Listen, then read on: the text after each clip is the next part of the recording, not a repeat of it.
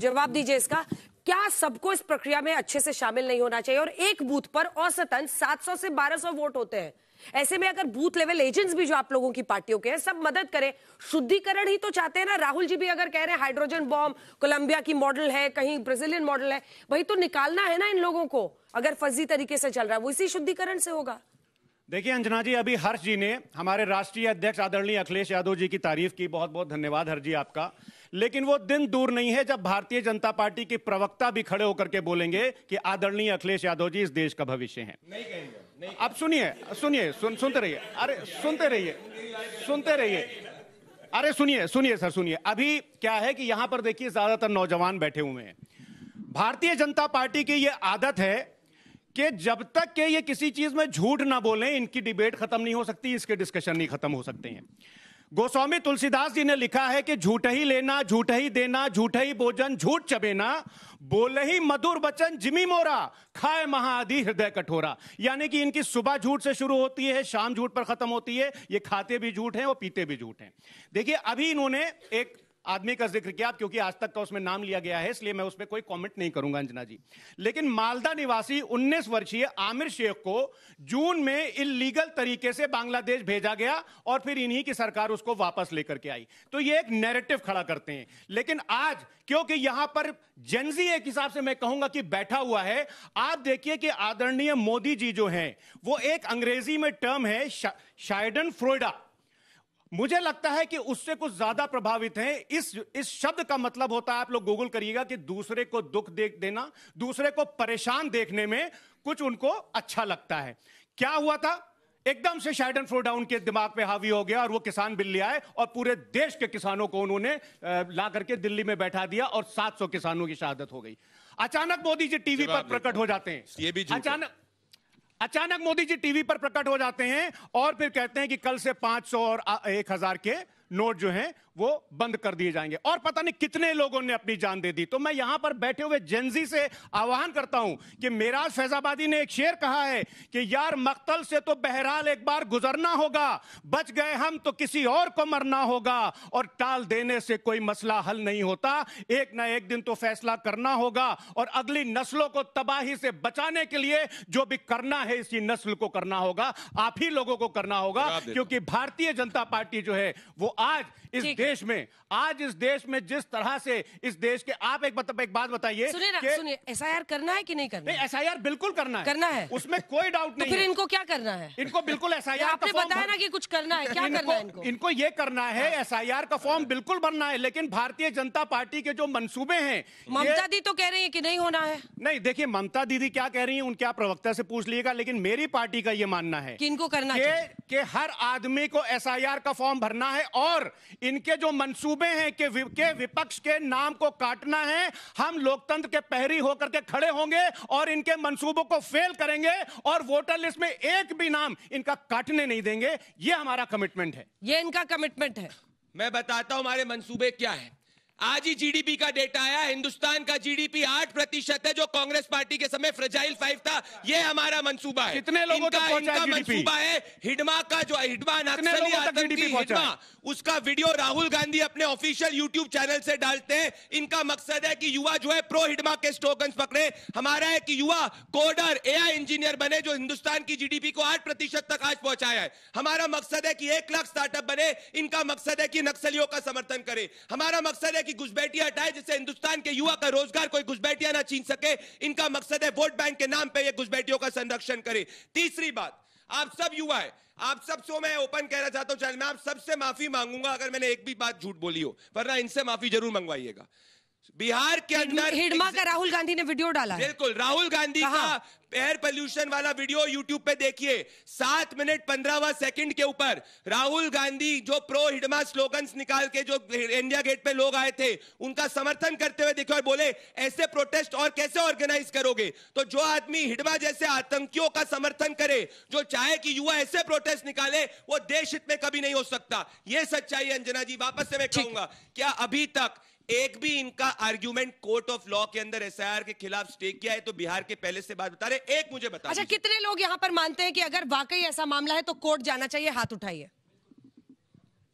आलोक जी, मैं समझता हूं कोर्ट में, और हाथ उठाइएगा जिनको सवाल पूछना। कोर्ट में पहले भी एसआईआर के ऊपर तमाम सवाल खड़े हुए और कोर्ट ने कहा कि आधार कार्ड को माना जाए।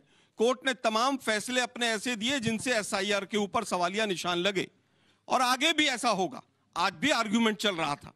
अब बात यह है कि किसने किसका वीडियो डाला। पहली बात तो जो मेन इशू है कि दिल्ली में पॉल्यूशन कितना ज्यादा है, उस पर चर्चा नहीं होनी चाहिए, उस पर कोई बात नहीं करेगा, क्योंकि मोदी जी की सरकार है।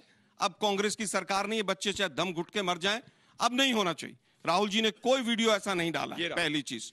दूसरी चीज, एक मिनट भाई रुक जाइए, दिखा दूंगा वीडियो, एक मिनट रुक जाइए। हमारी जीडीपी यहां पहुंच गई, हमारी जीडीपी, अरे भाई पहले भी जीडीपी की ग्रोथ रेट थी और पहले इससे बेहतर थी। आपने बेस ईयर चेंज किया, इसलिए आपका जो आंकड़ा है वो ऊपर जाता है।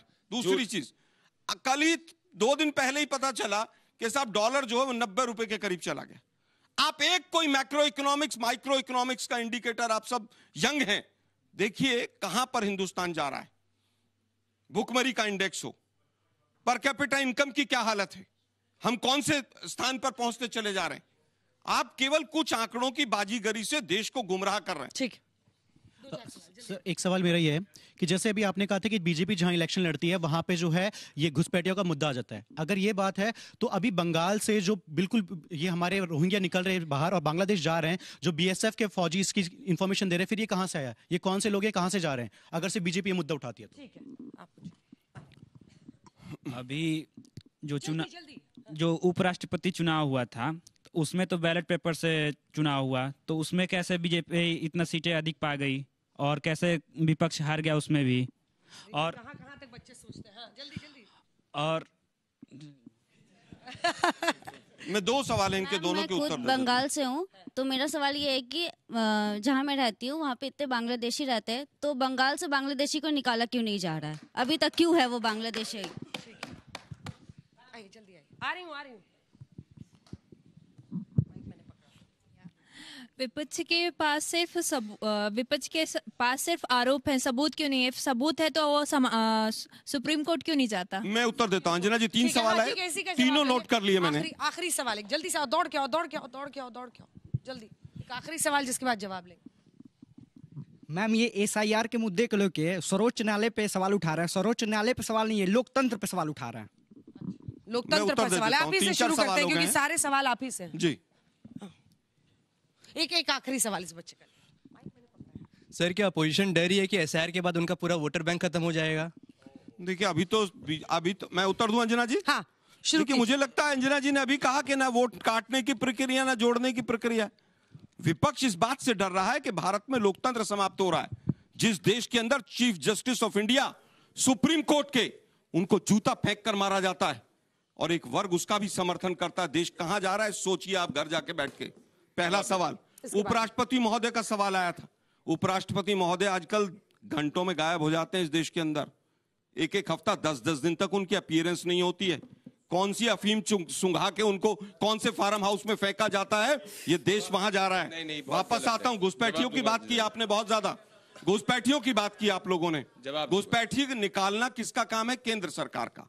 अब मुझे बताइए कि पिछले 11 साल में, 1 मिनट भाई, 1 मिनट मैम, 1 मिनट, मैं आप ही का सवाल दे रहा हूं। पिछले 11 साल में कितने घुसपैठिए निकले, कोई बताएगा? बताइए जरा। मैं जवाब देता हूं। 5,4900 कुछ, और यूपीए 1 और यूपीए 2 में 89,000 यानी 90,000, और मोदी जी के समय पे केवल 5,000। ठीक है, चलिए आप लोग कंपेयर कर लीजिए। इनकी बारी है। एक मिनट, सबूत के ऊपर आ रहा हूं कि भाई सबूत क्यों नहीं देते? हाँ। सबूत जब पकड़ा जाता है, जब वोट चोरी पकड़ी जाती है तो इलेक्शन कमीशन नया कानून बना देता है। सीसीटीवी फुटेज नहीं देंगे। अरे भैया 2018 का कोर्ट का जजमेंट, कितना झूठ बोलोगे एक में? क्या बीच में मत बोलो, कितना वो झूठ बोलोगे? सीसीटीवी फुटेज क्यों नहीं दे रहे हैं? क्योंकि वोट चोरी हो रही है। मैं जवाब दे। इलेक्टोरल रोल्स मशीन रीडेबल क्यों नहीं दे रहे हैं? क्योंकि फोटो का मिलान कंप्यूटर से हो जाएगा। आप लगे रहिए, अगला चुनाव आ जाएगा। कोर्ट जाइए ना, सारे बच्चे कह रहे कोर्ट जाइए, लड़ाई लड़िए उनके बिहाफ पे। कोर्ट में तो केस चल ही रहा है ना, कौन कह रहा case? Day to day hearing भी चल रही है, केस तो चल ही रहा है कोर्ट में। 45 दिन तक कोई भी कैंडिडेट किसी भी रोल को ले सकता है। इनका एक भी कैंडिडेट सीसीटीवी फुटेज नहीं मिलेगा। सीसीटीवी भी ले सकता है। नहीं मिलेगा। नहीं आते हो, कुछ भी बोलते रहते हो। Kamal Nath versus supreme court of India में इसीलिए हाल हो चुका है कांग्रेस पार्टी पार्टी का कि पढ़ लिख के नहीं आती हो, जनता को बेवकूफ समझती, जनता बेवकूफ नहीं है। मैं बीच में नहीं बोला था, नहीं बोला था, मैंने तथ्य रखना चालू किया तो घबरा गए। ये कह रहे हैं चीफ जस्टिस ऑफ इंडिया का, चीफ जस्टिस ऑफ इंडिया ने कहा कि जो लोग संविधान बदलने की बात करते हैं और कहते हैं कि संविधान बदल सकता है वो झूठ बोलते हैं। राहुल गांधी को बोलो माफी मांगे। तीसरी बात घुसपैठियों की करी, आप सब युवा है, राहुल गांधी के पिछले 10 साल में एक स्टेटमेंट दिखा दीजिए जिसमें राहुल गांधी ने बोला कि घुसपैठियों को हटाने चाहिए। मोदी जी ने तो रेड फोर्ट से बोला है, बता दीजिए एक बार कभी राहुल गांधी ने बोला? नहीं बोला। अखिलेश ने बोला? नहीं बोला। प्रियंका वाड्रा ने बोला? नहीं बोला। मुंह से घुसपैठियां निकलता नहीं है और बात चले करने की। और मैं बिना तथ्य के नहीं बात करता। अंजना जी, ये रहा राहुल गांधी का वीडियो, 7 मिनट 26वें सेकंड पे वो लोग जो हिडमा एक आतंकी, नक्सल आतंकी जिसने युवाओं की हत्या करी, आदिवासी युवाओं की हत्या करी, उसके प्रोटेस्ट को जस्टिफाई करते, एक वर्ड नहीं बोल सकते नक्सली आतंकियों के खिलाफ। और ये इनकी असली सोच है। मैं वापस से कहूंगा, कोर्ट में अगर विश्वास नहीं है तो कहो लोकतंत्र विरोधी हो, पर कोर्ट में अगर विश्वास है तो कोर्ट जाओ। कपिल सिब्बल कोर्ट में वकालत कर रहे हैं, अभिषेक मनु सिंह भी कोर्ट में वकालत कर रहे हैं। क्यों नहीं कोर्ट एक भी आरोप मान रहा है? क्योंकि झूठे हो, और झूठ जो है कोर्ट के अंदर स्टैंड नहीं कर रहा है। यही सच्चाई और कोई सच्चाई नहीं है। ठीक है, इसका छोटा सा जवाब इनके सांसद कहते हैं कि चीफ जस्टिस ऑफ इंडिया देश के अंदर अराजकता फैलाते हैं। विश्वास कौन करता है कौन नहीं करता इसी बात से सब झूठ है। पहली चीज, सब झूठ क्यों है? निशिकांत दुबे का बयान कहीं पर खंगाल लीजिए, उन्होंने स्पेसिफाई कर दिया है। क्या स्पेसिफाई कर दिया? लीजिए भैया, आप तो इमरजेंसी लागू करने वाली पार्टी हो, क्या बात केवल ये कहना चाहूंगा, जिस तिवारी वकील ने जूता फेंककर चीफ जस्टिस ऑफ इंडिया का मारा था, क्या वो विश्व हिंदू परिषद में रहा था? नहीं था। फिर झूठ। क्या वो अशोक सिंघल का बैग उठाकर चलता था कि नहीं चलता था? तमाम फोटो मौजूद है कि वो विश्व हिंदू परिषद का आदमी था। Let him complete. मुझे लगता है कि जब चीफ जस्टिस ऑफ इंडिया के ऊपर जूता फेंका जाता है और उसके बाद चीफ जस्टिस ऑफ इंडिया खुद बयान में आप तक इंफॉर्मेशन नहीं पहुंचती है। झूठा कैंपेन था वो, किसके ऊपर? ये संविधान बदला जाता है। छोटी मोटी दुर्घटनाएं नहीं है कि उपराष्ट्रपति गायब हो जाएं और चीफ जस्टिस ऑफ इंडिया को जूता फेंका जाए और इलेक्शन कमिश्नर ऐसे लोग बने जो केवल और केवल बीजेपी के इशारे पर इस भारतीय लोकतंत्र को कमजोर कर रहे हो। बयान हो गया है पिछले इलेक्शन कमिश्नर राजीव कुमार कहाँ हैं? किसी को पता है? अरे है, जाके मिल लो। पिछले तृणमूल कांग्रेस एड्रेस दीजिए, मिलोगे नहीं। मैं कहूंगा एड्रेस दीजिए राजीव कुमार कहाँ रहते हैं?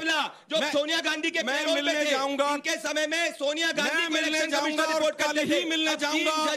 और इनमें से साथियों में से जो मेरे साथ मिलने आना चाहे, राजीव कुमार का एड्रेस दीजिए, कहाँ रहते हैं? अच्छा, चाहते हो जैसे प्रियंका? अरे बताइए ना भाई, धमकाई दो। अरे भाई बताइए ना भाई। कहा कि इलेक्शन ऑफिसर्स को छोड़ना। थोड़े दिन के बाद ये ज्ञानेश कुमार गुप्ता भी देश छोड़कर भागता हुआ नजर आएगा या तिहाड़ में जाएगा। एक आर्ग्यूमेंट नहीं है, क्योंकि राजीव कुमार कहाँ है नहीं पता, उपराष्ट्रपति कहाँ है नहीं पता है। चीफ जस्टिस ऑफ इंडिया को जूता मारा जाएगा, लेकिन जिम्मेदार राहुल गांधी। गजब है भाई, क्या सोच हो गई है देश की। सबसे जरूरी बात समझने की है, ये बिल्कुल रिलेटेबल नहीं था जो जूता मारने वाला एसआईआर के बीच में आया। इससे समझ में आता है कांग्रेस के प्रवक्ता का संकट बता रहा हूं मैं आपको। सर, आपके बीच में मैं नहीं बोला, बता रहा हूं आपको, आपके बीच में नहीं बोला मैं।